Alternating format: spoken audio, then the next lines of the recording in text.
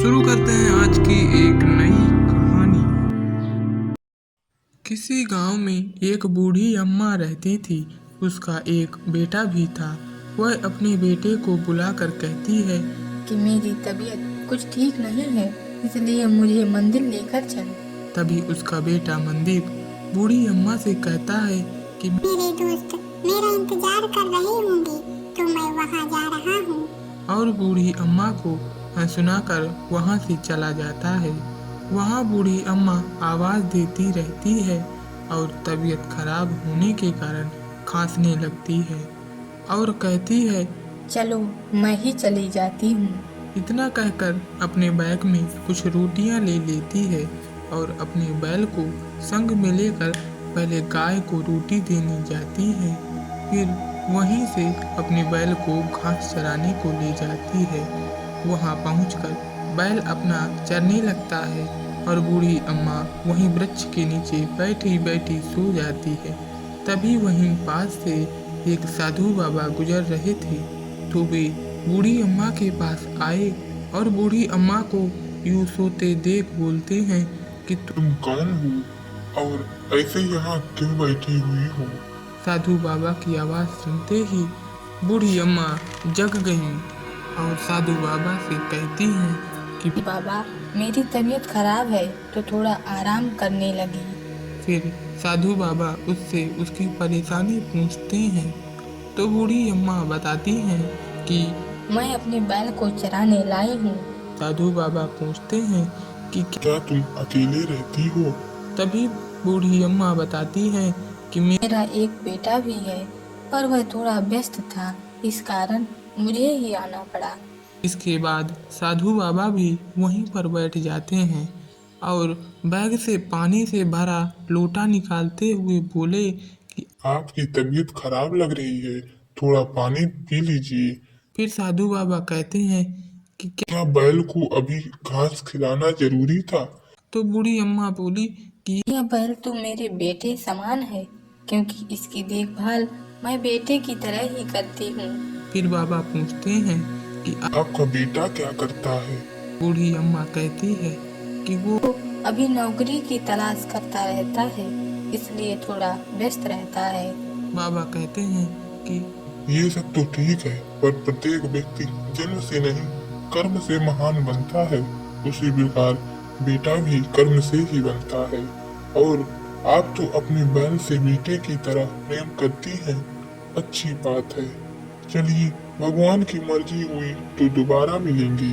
ऐसा कहते ही बूढ़ी अम्मा भी बैल को लेकर घर चली जाती है। घर जाकर बूढ़ी अम्मा देखती है कि उसका बेटा यानी मनदीप अभी तक लौट कर नहीं आया। तभी दूसरी ओर से मनदीप वापस आ जाता है। तभी बूढ़ी अम्मा कहती है कि आने में इतनी रात कैसे हो गई? चल ठीक है, बैठ अब खाना खा ले। तभी मनदीप कहता है कि मैं खाना खाकर आया हूँ और मेरी नौकरी पक्की हो गई है। तभी बूढ़ी अम्मा खुश होकर कहती हैं कि क्या सच में तुझे नौकरी मिल गई? फिर मनदीप बोलता है कि मुझे तुरंत ही दिल्ली निकलना होगा। पर बूढ़ी अम्मा कहती है इतनी जल्दी क्यों? और तो और इतनी दूर? मनदीप कहता है कि मुझे यहाँ तो नौकरी मिलने से ना रही तो वहीं रहूँगा और नौकरी करूँगा। फिर बूढ़ी अम्मा कहती है कि मेरा क्या होगा? मैं बूढ़ी किसके सहारे रहूंगी? पर मनदीप बोल देता है कि कुछ समय बाद तुम्हें वहाँ बुला लूँगा, तो तुम भी वहीं रहना मेरे साथ। इतना कहते ही मनदीप सोने के लिए चला जाता है। दूसरे दिन सुबह होते ही मनदीप दिल्ली को जाने के लिए तैयार हो गया। तो बूढ़ी अम्मा बोली कि इतनी सुबह सुबह तैयार हो गया? चल कुछ बना दूं तो खा ले। पर मनदीप कहता है कि रहने दो, मेरी बस छूट जाएगी। इतना कहते ही मनदीप वहां से चला गया और बूढ़ी अम्मा को पलटकर एक बार भी नहीं देखा। बेचारी बूढ़ी अम्मा उसे पीछे से देखती हुई दुखी होती रही, पर वह कर भी क्या सकती थी। फिर अपना दुख कम करने के लिए अपने बैल को चारा डालने चली जाती है और बैल से कहती है कि अब तू ही मेरा सहारा है। फिर बूढ़ी अम्मा घर आकर खाना बनाती हैं और घर से बाहर टहलने निकलने लगती हैं। तभी गांव का एक व्यक्ति मिल जाता है और कहता है कि अम्मा कैसी हो? और अभी मैंने देखा कि मनदीप कहीं जा रहा था। तभी बूढ़ी अम्मा बताती है कि हाँ, उसकी शहर में नौकरी लग गई है और थोड़े दिन बाद वह मुझे भी वहीं बुला लेगा।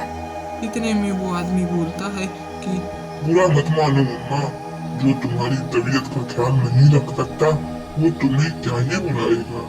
चलो मैं अब चलता हूँ। इतना कहकर वो चला जाता है और इधर बूढ़ी अम्मा भी अपने घर लौट आती हैं और अपने पति की फोटो के सामने खड़ी होकर दुखी मन से कहती हैं कि मुझे तो पता है कि गांव वाले झूठ बोलते हैं, वो एक दिन वापस जरूर आएगा। और इसी तरह कई दिन बीत जाते हैं पर मनदीप की कोई खोज खबर नहीं मिलती। पर बूढ़ी अम्मा रोज उसके आने का इंतजार करती रहती, पर बेचारी को क्या पता कि वो जाने के लिए थोड़ी गया है। कुछ महीने इसी तरह बीत जाते हैं। एक दिन बूढ़ी अम्मा अपने घर में बैठी होती है, तभी उसे बैल की आवाज़ सुनाई देती है और यह सब देखने के लिए वह घर से बाहर आ जाती है। तभी देखती है कि बैल भूख के मारे आवाज़ निकाल रहा है क्योंकि उसके खाने की घास खत्म हो गई थी। तभी बूढ़ी अम्मा कहती है कि मैं इसे तो भूल ही गई थी, ये भूखा है लगता है। चलो इसे घास चराने ले जाती हूँ। फिर वो अपने बैल को चराने के लिए ले जाती है। तभी वहाँ खड़ी औरतें आपस में बातें करती हुई फुसफुसाती हैं और कहती हैं कि ऐसी औलाद भगवान किसी को ना दे। तो दूसरी कहती है कि इस बुढ़ापे में जब कोई सहारा ना हो तो जीवन कितना कठिन हो जाता है। ये सब बातें बूढ़ी अम्मा सुन लेती है पर कुछ नहीं कहती और वहाँ से बैल को लेकर चली जाती है। चलते चलते बूढ़ी अम्मा जंगल पहुँच जाती है और बैल घास चरने लगता है। फिर बूढ़ी अम्मा एक ओर बैठ जाती हैं। थोड़ी देर बाद उसका बैल वापस उसके पास आता है। तभी सामने से फिर से वही बाबा आते हुए दिखते हैं और आकर कहते हैं, अम्मा तुम्हारा और इस बैल का प्रेम अद्भुत है। तभी अम्मा कहती है, यही तो मेरा एक सहारा है, जिसे अपना माना था वो तो छोड़कर चला गया। बूढ़ी अम्मा अपना सारा दुख बाबा को सुनाती हैं कि कैसे उसका बेटा उसे छोड़कर जा चुका है। तभी बाबा कहते हैं कि कोई बात नहीं, ये बैल भी तो एक बेटे की तरह ही है, आप इसे ही अपना बेटा समझो।